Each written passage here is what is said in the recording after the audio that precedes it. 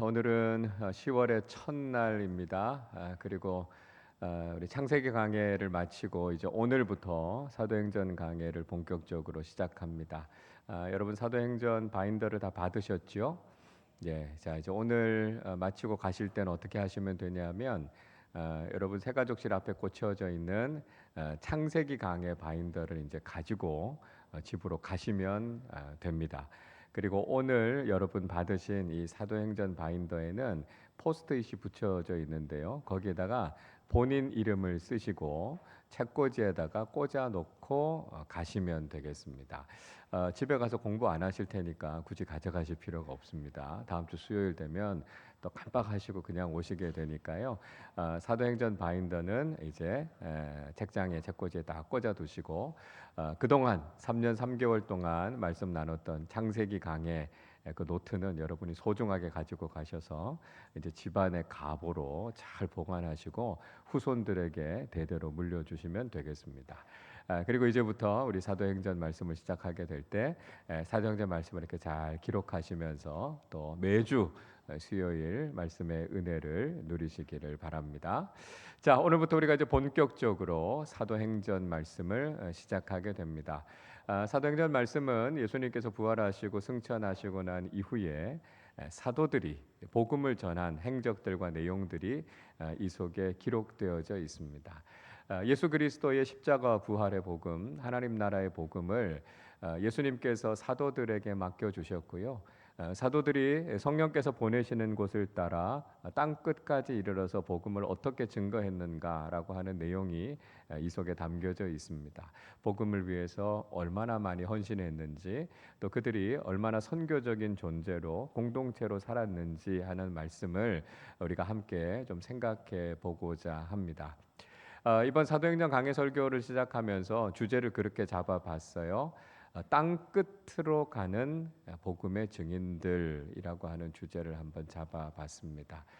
그래서 주님께서 우리를 보내시는 그곳에 가서 그곳에서 어떻게 우리가 복음의 증인으로 살아야 될 것인가라고 하는 말씀을 같이 나누도록 하겠습니다. 예수님께서 부활하시고 승천하시면서 제자들에게 대위임령, 그러니까 지상 명령을 주시지 않았습니까? 너희는 가서 모든 민족을 제자로 삼아 아버지와 아들과 성령의 이름으로 세례를 베풀고 내가 너희에게 분부한 모든 것을 가르쳐 지키게 하라 하는 말씀을 우리에게 부탁하셨습니다. 그러니까 예수님의 사도들뿐만이 아니라 오늘을 살아가는 그리스도인인 우리도 역시 복음의 증인으로서 선교적인 삶을 살아야 하는 것, 이것이 우리에게 주신 사명이다라고 하는 것이죠. 그래서 우리가 부름받은 사명이 뭐냐 하면 우리가 예수 그리스도의 복음의 증인으로 살아가야 된다라고 하는 것입니다. 그래서 우리가 증인된 사명을 잘 감당하고 있는가? 또 그리고 우리가 정말 선교적 존재로 선교적 공동체로 살아가고 있는가? 이걸 우리가 매일매일 점검해 봐야 되겠습니다. 그래서 우리 교회가 국내외에 여러 선교지를 후원하면서 선교하는 일들을 하고 있고요. 또 전반기에는 부룬디에 우물 파는 일을 위해서 우리가 함께 동참했습니다. 또 지난 토요일에 우리가 선교 바자회를 통해서 우리가 제대로 한번 가보지도 않은 쿠바라고 하는 나라의 그리스도인들을 위해서 또 선교하는 선교사님을 위해서 그곳에 예배의 초소를 세우는 일을 위해서 그렇게 열심히 우리가 바자회하고 또 귀하게 헌신하지 않았습니까? 그러니까 이 모든 것들이 우리가 부르심에 합당하게 선교적인 존재로 어떻게 살아야 될 것인가라고 하는 것을 실천하는 것이고요. 사도들이 보여주었던 그 귀한 복음에 대한 헌신을 우리가 오늘 계속해서 이어가고 있다라고 하는 것을 보여주고 있습니다. 자, 그리고 우리가 이제 구체적으로 이 사도행전의 말씀을 통해서 자, 그러면 우리가 어떻게 땅 끝으로 가는 복음의 증인들로 설 수 있을 것인가라고 하는 것을 하나님의 말씀을 통해서 함께 나누기를 원합니다. 매주 수요일 이 말씀을 함께 나누면서 성령 충만한 복음의 증인으로 거듭나는 우리 모두가 되시기를 주님의 이름으로 축복합니다. 자, 이제 우리 사도행전 말씀을 구체적으로 한번 살펴보도록 하겠습니다. 자, 우리 1절 말씀 한 번 더 같이 읽겠습니다. 데오빌로여, 내가 먼저 쓴 글에는 무릇 예수께서 행하시며 가르치시기를 시작하심부터. 자, 사도행전을 시작하면서 데오빌로라고 하는 이름을 언급하고 있습니다. 그러니까 사도행전은 역사서지만 꼭 다른 서신서들처럼 누군가에게 쓰고 있는 수신자를 밝히고 있다라고 하는 거예요. 이건 누가복음에도 동일하게 나타납니다. 누가복음도 같은 사람에게 이 글을 쓰고 있다라고 하는 걸 보여주고 있습니다. 누가복음 1장 3절 4절은 이렇게 말씀하지요. 그 모든 일을 근원부터 자세히 미루어 살핀 나도 데오빌로 각하에게 차례대로서 보내는 것이 좋은 줄 알았노니 이는 각하가 알고 있는 바를 더 확실하게 하려 함이로라 말씀하고 있습니다. 누가복음도 역시 데오빌로 각하라고 하는 사람에게 보내는 글로 쓰여졌다라고 하는 것을 보여주고 있습니다. 자, 그러면 이 데오빌로라고 하는 사람은 누구일까요? 전에 제가 누가복음 강의하면서 한번 이야기를 했던 적이 있습니다. 이 데오빌로라고 하는 사람이 어떤 사람인가에 대해서 몇 가지 설이 있어요. 첫째로 이 데오빌로라고 하는 이름은 아마도 로마 제국 하에서 기독교 신앙을 가지고 있었던 통치자 가운데 한 사람일 것이다. 그런 설이 있습니다. 그래서 이 누가복음을 쓰면서도 데오빌로 각하라고 하는 존칭을 쓴 것을 보면 아마도 로마 제국 하에서 상당한 권력을 가지고 있는 통치자 가운데 그리스도인으로 개종한 사람을 향해서 지금 이 글을 쓰고 있을 것이다라고 하는 설이 있습니다. 자, 둘째로는요. 이게 특정한 누구를 가리키는 것이 아니라 그리스도인 전체를 지칭하는 말이다. 이렇게 설명을 하기도 합니다. 그러니까 어떤 개인에게 보내는 것이 아니고요. 그리스도인 무리 전체를 가리켜서 그냥 데오빌로라고 하는 이름으로 썼다는 거예요. 데오라고 하는 말은 하나님이라는 단어잖아요. 빌로라고 하는 말은 필로스라고 하는 사랑하다라고 하는 뜻입니다. 그러니까 하나님을 사랑하는 자들, 하나님의 친구들이라고 하는 이름의 뜻이 이 데오빌로라고 하는 이름이에요. 그래서 하나님을 사랑하는 모든 그리스도인을 향해서 지금 이 글을 쓰고 있다라고 하는 것이죠. 자, 셋째로는요. 이 누가복음과 사도행전을 쓰는 데 있어서 재정적으로 후원자 역할을 했던 사람에게 이 글을 쓰고 있다. 이렇게 학자들이 설명합니다. 그러니까 이 누가복음과 사도행전을 저술하는 동안에 여러 가지 재정적인 부분이 투입이 돼야 되잖아요. 그 후견자, 이 후원자 역할을 했던 사람에게 이 책을 쓰면서 일종의 헌사를 쓴 겁니다.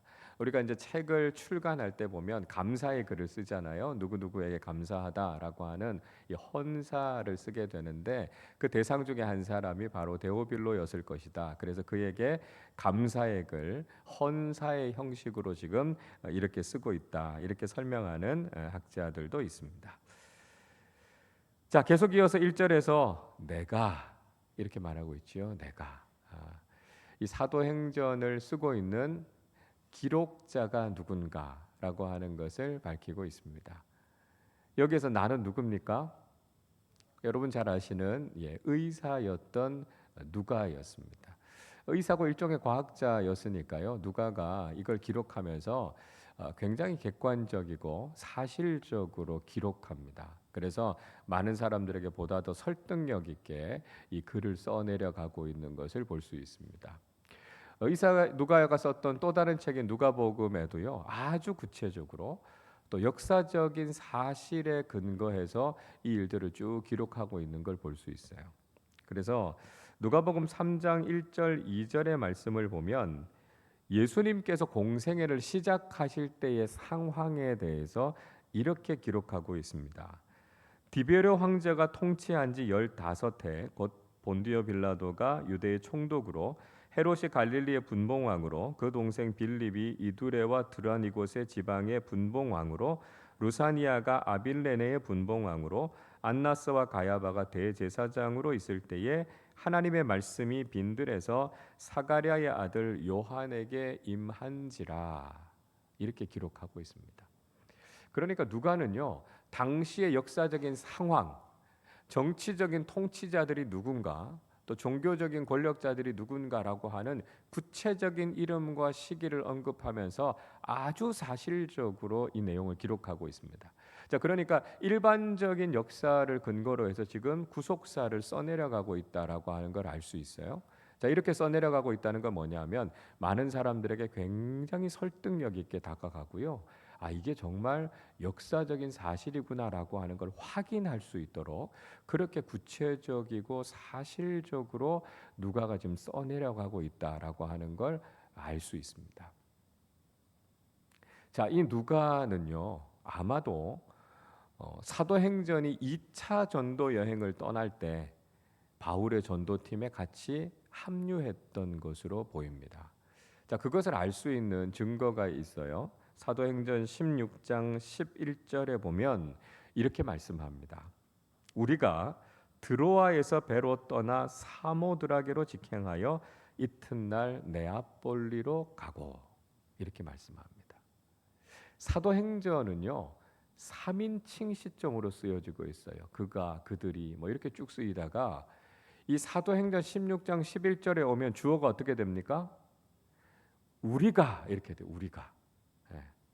그러니까 1인칭 시점으로 지금 바뀌고 있는 것이죠. 이게 지금 사도 바울이 2차 전도 여행을 가고 있는 과정이거든요. 그러니까 아마 이때부터 의사 누가가 합류해서 이제부터는 1인칭 시점으로 이 이야기를 지금 쭉 기술하고 있다라고 하는 것을 우리가 알 수 있습니다.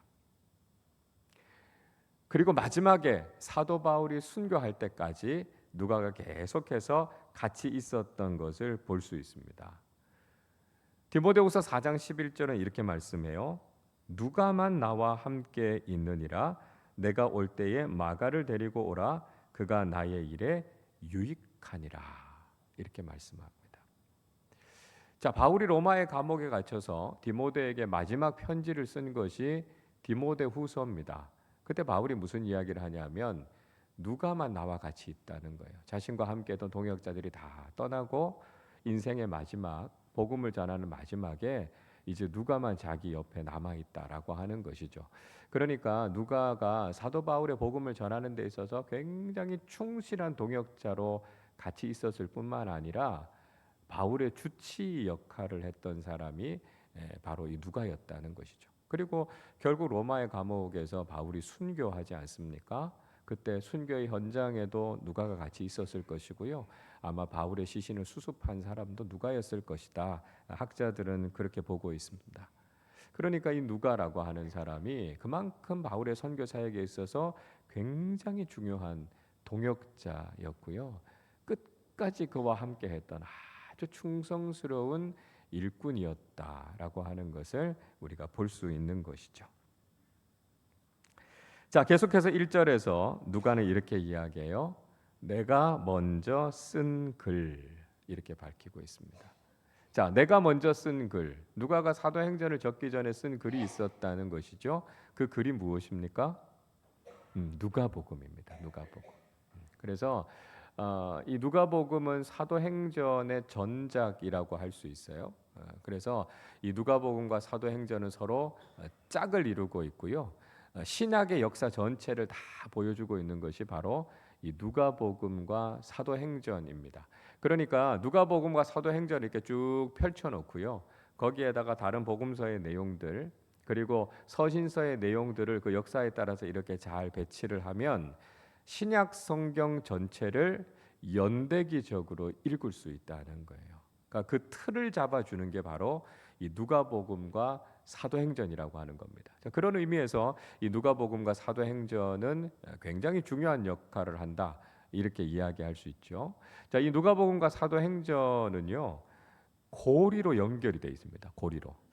그러니까 무슨 말씀인가 하면 누가복음의 제일 마지막 부분과 사도행전을 시작하는 부분이 똑같은 내용으로 되어 있다는 거예요. 그래서 누가복음 24장 44절부터 53절까지의 내용과 사도행전 1장 1절부터 11절까지의 내용이 같은 내용입니다. 이게 고리로 연결이 되어져 있는 거예요. 그 내용이 뭐냐면 예수님의 승천 사건입니다. 그래서 예수님의 승천이라고 하는 이 연결 고리를 가지고 지금 이 누가복음과 사도행전이 이어져 있는 거죠. 그래서 누가복음은 예수님의 어린 시절부터 시작해서 예수님의 승천까지를 다루고 있고요.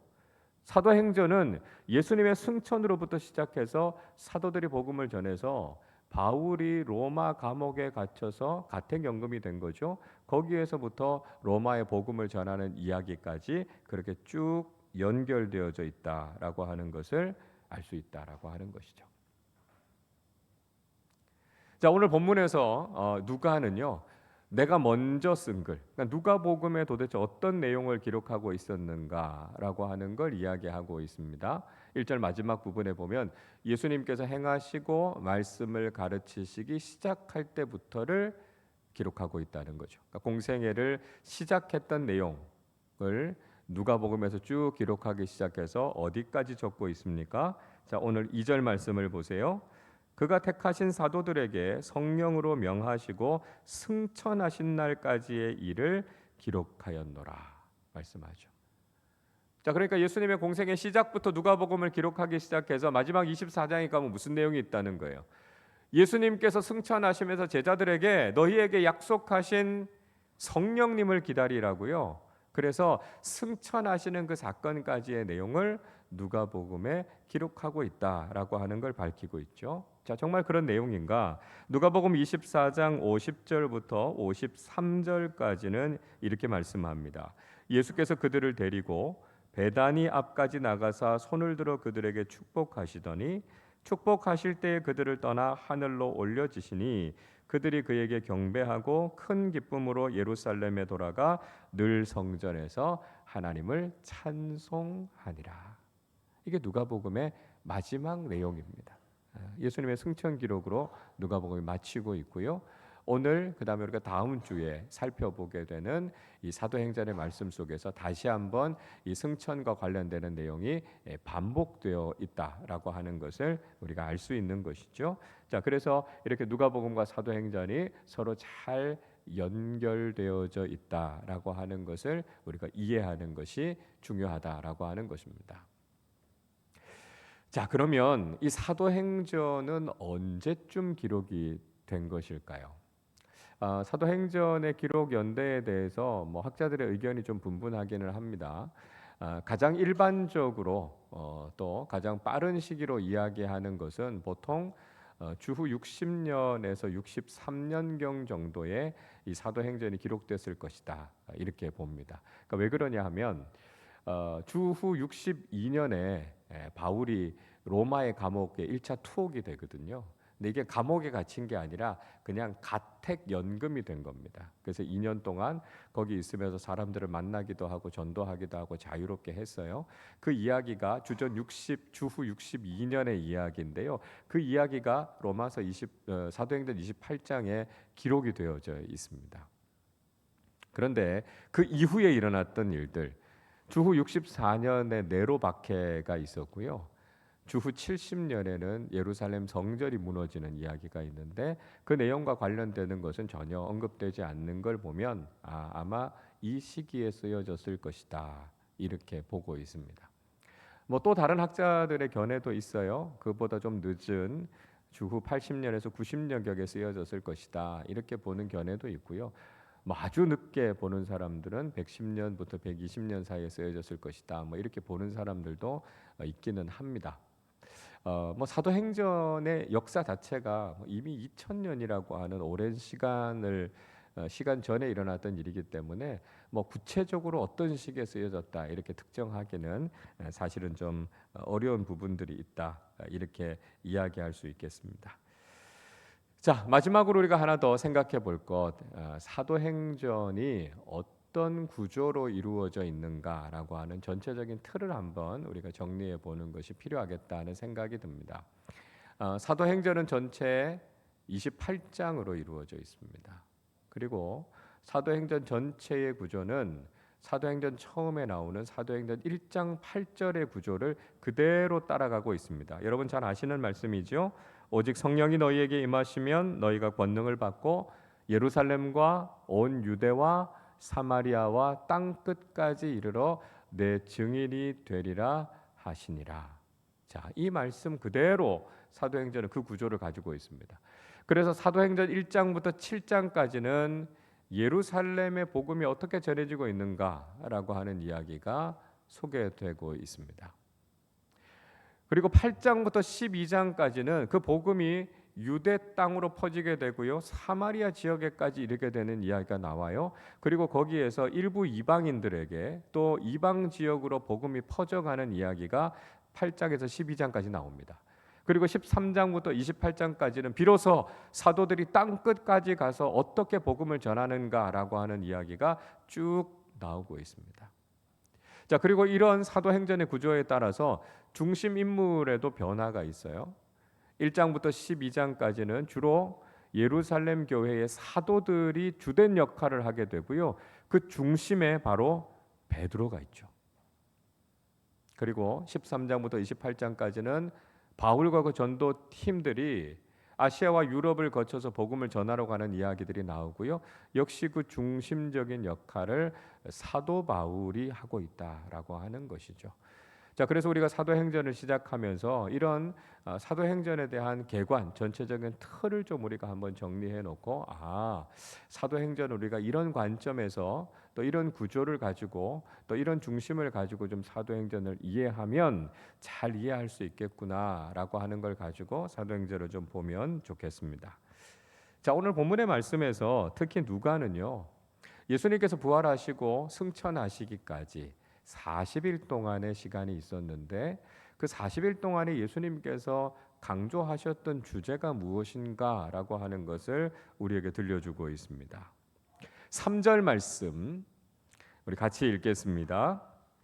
그가 고난 받으신 후에 또한 그들에게 확실한 많은 증거로 친히 살아계심을 나타내사 40일 동안 그들에게 보이시며 하나님 나라의 일을 말씀하시니라. 자, 예수님께서 부활하시고 승천하시기까지 40일 동안 이 땅에 계시면서 제자들을 만나셨어요. 그들에게 가르치시고 마지막 말씀을 남기셨는데, 그 내용, 그 가장 중요한 주제가 무엇이었습니까? 하나님 나라의 일이었다는 거예요. 그러니까 예수님께서는 줄곧 하나님 나라의 일에 대해서 제자들에게 강조하셨다라고 하는 것이죠. 자, 이것은 예수님께서 마지막에만 말씀하시는 것이 아니었죠. 예수님께서 공생애를 시작하실 때부터 예수님께서 강조하셨던 주제였습니다. 예수님께서 공생애를 시작하시면서 처음 하셨던 말씀, 소위 말하는 전도 일성이라고 하는 마가복음 1장 15절은 이렇게 말씀하죠. 이르시되 때가 찼고 하나님의 나라가 가까이 왔으니 회개하고 복음을 믿으라 하시더라 말씀합니다. 예수님께서 공생애를 처음 시작하시면서 말씀하셨던 말씀도 하나님 나라였고요, 예수님께서 승천하실 때까지 마지막으로 하셨던 말씀도 역시 하나님 나라의 일이었다는 거예요. 그래서 결국 예수님께서는 이 땅에 하나님 나라를 가지고 오신 분이시고요, 복음의 중심에는 바로 하나님 나라가 있다라고 하는 것을 말씀하고 있습니다. 예수님께서 제자들에게 기도를 가르치면서도 하나님 나라가 임하기를 기도하라고 말씀하지 않으셨습니까? 마태복음 6장 10절 이렇게 말씀하지요. 나라가 임하시오며 뜻이 하늘에서 이루어진 것 같이 땅에서도 이루어지이다 말씀합니다. 우리가 해야 하는 가장 중요한 기도가 뭐라는 거죠? 하나님 나라가 이 땅에 임하게 해 주십시오. 이게 우리 그리스도인들이 해야 되는 정말 중요한 기도라는 거예요. 마치 하나님의 나라가 하늘에서 완성된 것처럼 주님이 이 땅에 오심으로 이 땅에도 하나님 나라가 완성되게 해 주십시오. 이것이 우리의 기도의 내용이어야 하고요, 이것이 우리의 신앙생활의 중심이어야 한다라고 하는 것을 말씀하고 있습니다. 자, 여러분, 그러면 하나님 나라는 무엇일까요? 이걸 우리가 좀 정리해 봐야 되겠죠. 예수님께서 나라라고 하는 개념을 사용하셨어요. 자, 일반적으로 우리가 국가에 대한 이야기를 할 때 국가는 세 가지의 요소, 구성 요소를 가지고 있다 이렇게 설명합니다. 국가의 세 가지의 구성 요소는 영토, 국민, 주권입니다. 그렇죠? 하나님 나라도 역시 이 세 가지의 관점에서 우리가 생각해 볼 수 있습니다. 자, 먼저 하나님 나라의 영토는요, 우리가 살아가는 모든 삶의 자리를 의미합니다. 하나님 나라가 어딥니까? 하나님 나라 영토가 어딥니까? 라고 이야기할 때 우리가 발딛고 살아가는 모든 땅, 그뿐만이 아니라 모든 영적인 세계까지가 다 하나님 나라라는 거예요.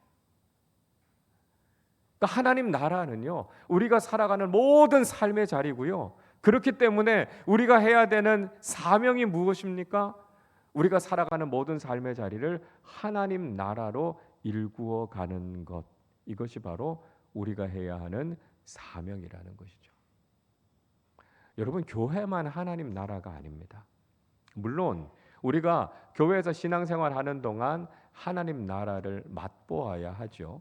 교회 그 자체가 하나님 나라인 것은 아니에요. 그러나 하나님께서는 교회를 통해서 우리로 하여금 하나님 나라가 무엇인가를 맛보게 하신 거예요. 그런 의미에서 교회는 굉장히 중요한 의미가 있습니다. 그러나 거기에서 멈추면 안 되죠.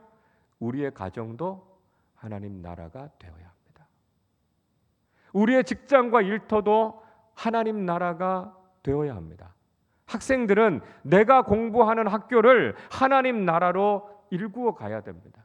우리가 발딛고 살아가는 이 대한민국을 포함해서 모든 나라가 하나님 나라가 되어야 한다라고 하는 거예요. 그래서 하나님 나라는 우리가 살아가는 모든 삶의 자리가 되어야 하고요. 우리에게 주어져 있는 사명은 우리가 살아가는 모든 땅들과 모든 공간을 하나님 나라로 일구어 가야 하는 것. 이것이 바로 우리의 사명이다라고 하는 것을 알아야 된다는 것이죠. 자, 둘째로 하나님 나라의 국민은 거듭난 그리스도인입니다. 바울이 우리의 정체성을 향해서 뭐라고 이야기하죠? 천국 시민이라고요. 하나님 나라 백성, 천국의 시민권을 가지고 있는 사람이다. 이렇게 이야기하고 있습니다. 그래서 우리는 1차적으로는 대한민국 국민으로 살아가고 있지만 우리의 원래의 소속은 하나님 나라라는 것을 알아야 된다는 거예요. 그래서 우리는 하나님 나라의 백성답게 살아야 된다라고 하는 것이죠. 우리가 시민권을 가지고 있다라고 하는 것은 그만큼 특별한 혜택을 누리고 있는 겁니다. 뭐냐 하면 그 나라의 보호를 받는 거죠. 우리가 대한민국 국민이기 때문에 우리가 이 땅에 살든지 외국에 나가든지 대한민국 정부의 보호를 받습니다. 나라는 그 나라 국민을 보호해야 되는 것이 당연한 것이죠. 여러분, 우리가 하나님 나라 백성, 하나님 나라 시민이다라고 하는 것이 우리에게 주는 중요한 축복이 무엇입니까? 하나님께서 우리를 보호하신다는 거예요. 우리가 어디에 있든지 하나님께서 당신의 나라 백성이기 때문에 하나님께서 보호하시고 지키시는 은혜를 우리가 누리면서 살아간다는 거예요. 동시에 우리가 그 나라의 국민이 되고 시민이 된다는 것은 그 나라를 위해서 해야 하는 의무가 있고 책임이 있다는 것을 이야기합니다. 우리가 대한민국 국민이라면 모든 남자는 병역의 의무를 다해야 합니다. 대한민국 국민으로서 이 나라에서 경제 활동을 하면 마땅히 세금을 내야 하는 것이죠. 또 우리는 나라의 품격, 그 나라의 국격에 손상이 되지 않도록 품위 있는 시민, 국민이 돼야 됩니다. 그게 마땅히 그 나라 시민으로서 국민으로서 살아가는 우리의 삶의 자세가 돼야 하고요. 우리가 해야 하는 의무와 책임이 돼야 하죠. 마찬가지입니다. 우리가 하나님 나라 백성이라면 하나님 나라에 걸맞는 사람들이 돼야 해요. 하나님 나라의 영광을 위해서 살아야 하고요. 하나님 나라를 위해서 일하는 사람들이 돼야 합니다. 어디에 가든지 하나님의 영광을 드러내야 되고 하나님 나라의 격을 떨어뜨리는 사람들이 돼서는 안 된다는 거예요. 그래서 우리가 정말 하나님 나라에 걸맞는 사람들로 살아가고 있는가, 우리 자신의 모습을 돌아봐야 된다라고 하는 것이죠. 자, 셋째로요. 하나님 나라의 주권은 하나님의 통치입니다. 저는 이것이 가장 중요한 의미라고 생각합니다. 예수님께서 우리가 하나님의 나라가 임하기를 기도하라, 말씀하신 그 의미가 무엇이겠습니까? 하나님 나라는요, 굉장히 역동적인 개념이에요. 무슨 뜻인가 하면 하나님이 다스리신다는 거예요. 하나님이 통치하신다는 거예요. 그래서 우리가 하나님 나라를 살아간다라고 하는 것은 하나님께서 내 인생을 다스리십니다. 이 고백과 경험이 있는 것, 이게 우리가 하나님 나라를 살아간다는 뜻입니다.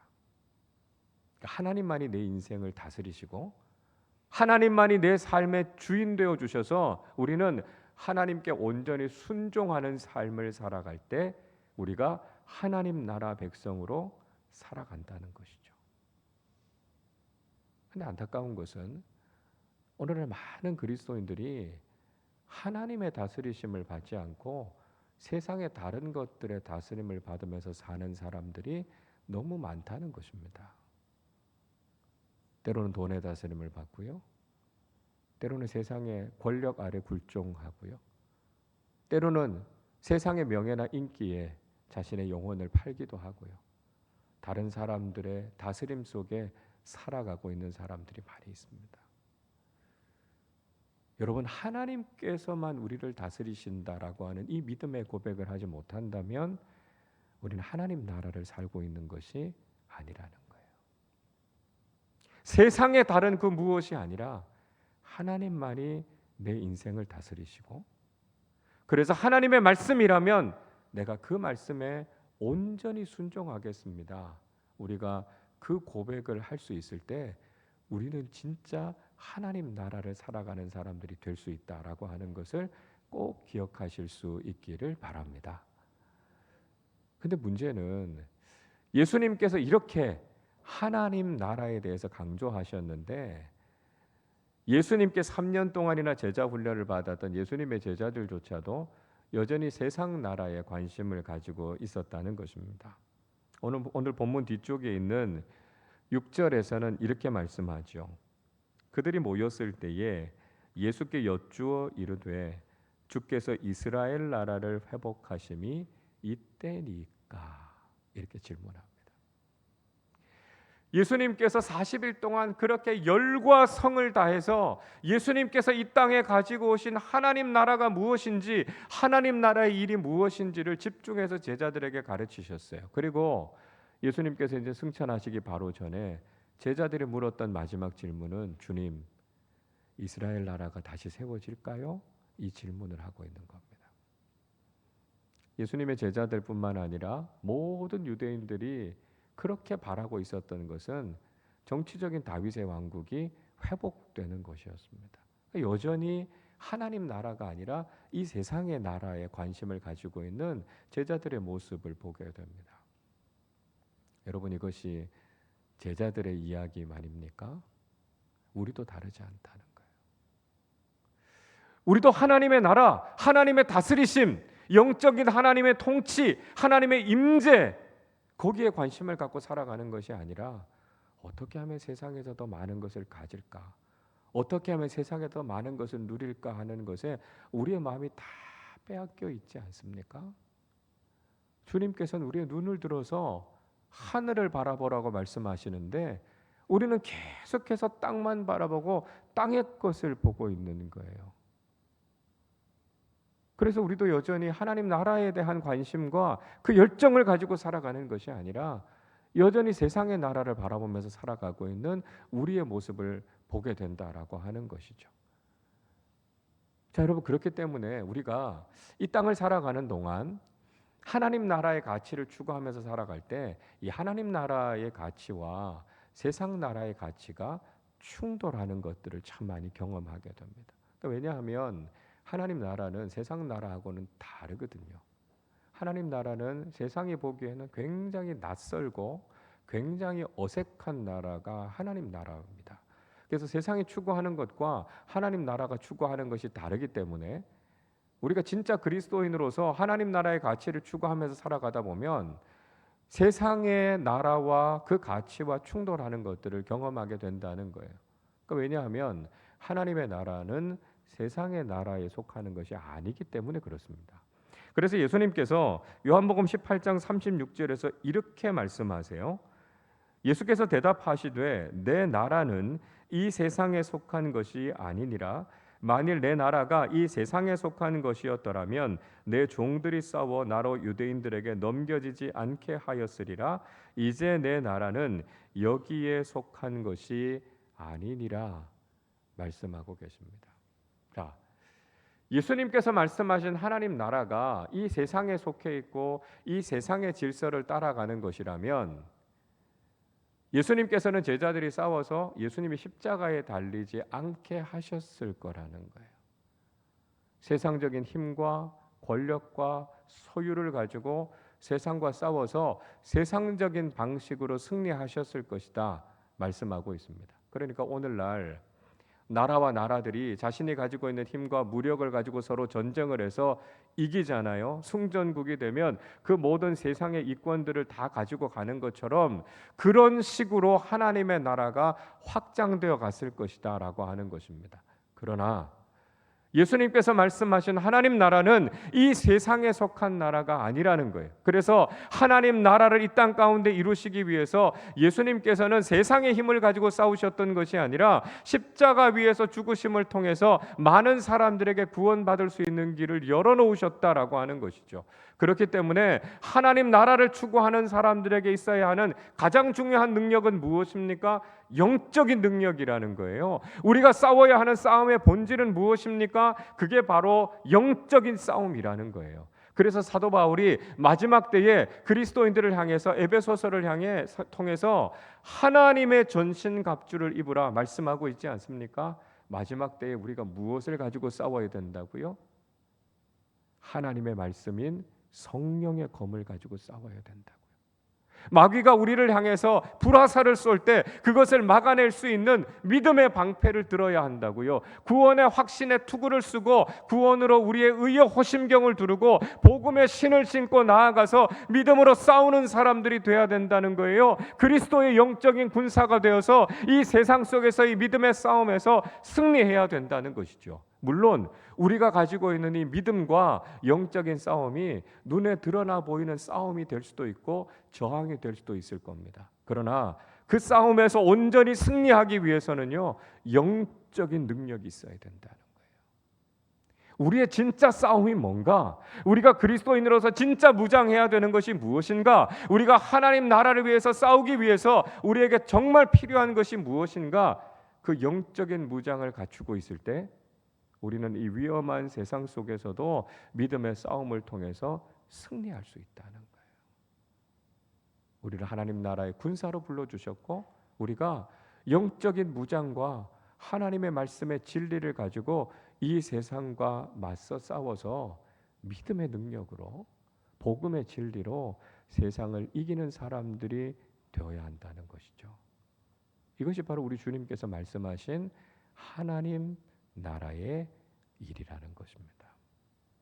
여러분, 우리는 오늘 사도행전 말씀을 시작하면서 예수님께서 정말 강조하셨던 주제가 무엇인가를 생각해 보았습니다. 여러분, 우리가 세상의 나라에 우리의 마음 빼앗길 것이 아니라 세상 사람들처럼 세상의 가치에 우리의 영혼을 팔아버릴 것이 아니라 오늘도 하나님만이 우리를 다스리시고 하나님의 뜻이 하늘에서 이루어진 것처럼 이 땅 가운데도 이루어지는 하나님 나라를 맛보면서 살아가게 해주십시오. 이것이 그리스도인인 우리가 해야 하는 아주 중요한 기도의 제목이라는 것이죠. 그래서 우리가 발딛고 살아가는 우리의 모든 삶의 자리에 무너지고 깨어진 복음의 가치와 하나님 나라의 세계관이 다시 세워질 수 있도록, 그래서 세상의 힘과 능력이 아니라 영적으로 다시 한번 무장하고 세상과 맞서 싸워 이기는 그리스도의 군사들이 되어야 하겠습니다.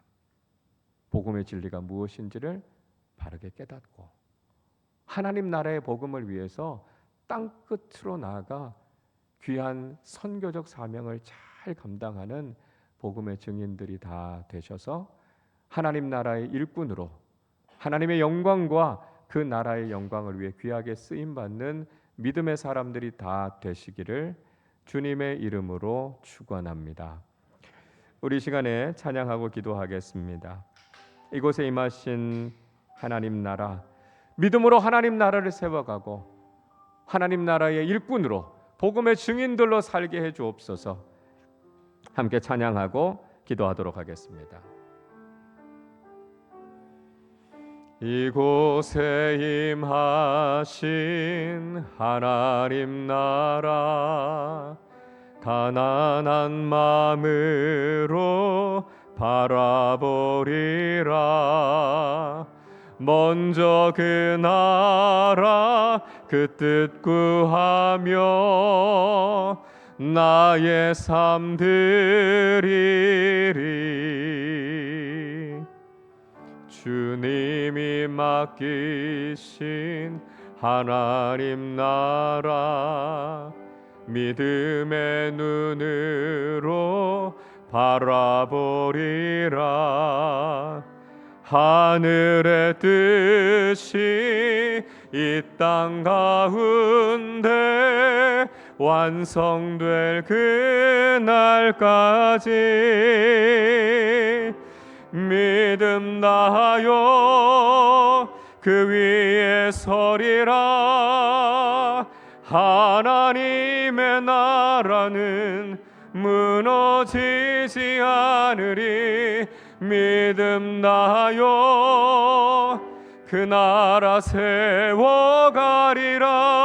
주님 곧 오실. 믿음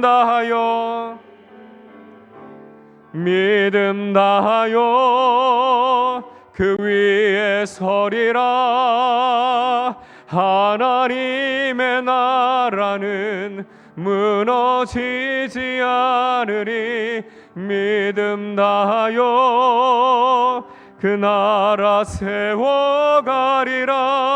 주님 곧 오실 때, 주님 곧 오실 때까지, 주님 곧 오실 때까지. 우리 시간 함께 기도하겠습니다. 우리 오늘부터 사도행전의 말씀을 묵상합니다. 주님께서 우리에게 맡기신 사명은 하나님 나라 일구어가는 사명입니다. 그 일을 위해서 우리를 땅끝으로 가는 복음의 증인들 되게 하셨습니다. 주님께서 우리에게 가라 말씀하셨고 예수 그리스도의 생명의 복음을 전하라 말씀하셨습니다. 그 복음의 증인된 사명 감당하기 위해 사도들은 기꺼이 순교의 제물이 됐습니다.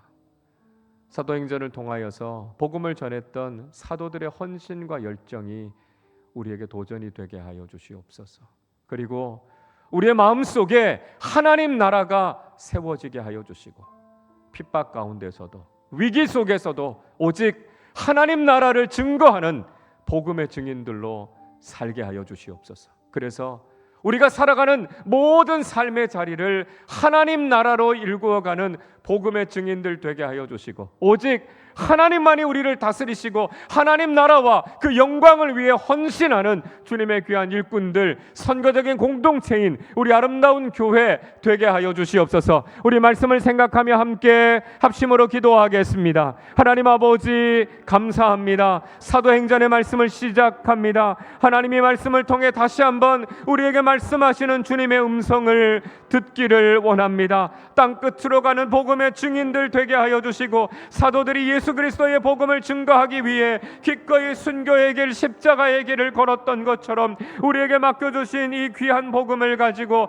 하나님 나라의 복음과 하나님 나라의 일을 증거하기 위해 우리의 삶의 자리를 하나님 나라로 일구어가는 믿음의 사람들로 살게 하여 주시옵소서. 하나님 아버지, 우리가 이 땅의 일에 우리의 마음 빼앗기지 않게 하여 주시고 우리 주님께서 이 땅에 가지고 오신 하나님의 통치가 이루어지는 하나님 나라를 우리가 이 땅 가운데 맛보고 경험하는 귀한 믿음의 삶 살아가게 하여 주시옵소서. 고난이 있다 할지라도, 희생이 있다 할지라도, 힘들고 어려운 일들이 있다 할지라도 하나님 나라의 질서에 따라 살아가는 사람들이 되게 하여 주시고 하나님만이 우리를 다스리십니다 고백하게 하여 주셔서 우리를 통해 예수 그리스도의 복음이 흘러가게 하시고 우리가 우리가 발딛고 살아가는 땅들이 하나님의 다스리심과 하나님의 임재하심과 하나님의 일하심이 나타나는 하나님 나라가 되게 하여 주시옵소서. 어디에 가든지 예수의 영이신 성령께서 우리와 함께 하여 주셔서 우리의 가정이, 우리의 직장이, 우리의 공동체가,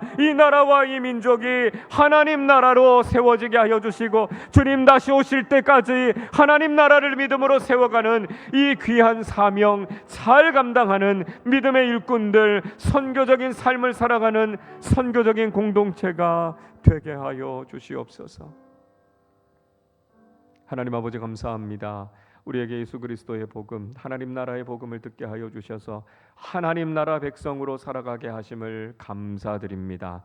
하나님, 이 땅을 살아가고 있지만 이 세상의 질서에 타협하지 않게 하여 주시고, 세상의 가치가 우리를 다스리는 것이 아니라 오직 하나님께서 우리를 다스리시고 하나님 나라 가치에만 순종하는 믿음의 사람들로 살아가게 하여 주시옵소서. 땅끝까지 이르러 복음 전하기 위해 기꺼이 순교의 제물이 되었던 사도들의 헌신과 열정이 우리에게 큰 도전이 되게 하여 주시고, 우리도 살아가는 모든 삶의 자리에서 하나님 나라를 일구어가며 하나님의 말씀에 온전히 순종하며 땅끝으로 가는 복음의 증인들로 살아가게 하여 주셔서 우리 아름다운 교회 모든 교우들이 선교적인 삶으로, 선교적인 공동체로 세워질 수 있도록 은혜와 복을 허락하여 주옵소서. 감사드리며 우리 주님 예수 그리스도의 이름으로 기도하옵나이다. 아멘.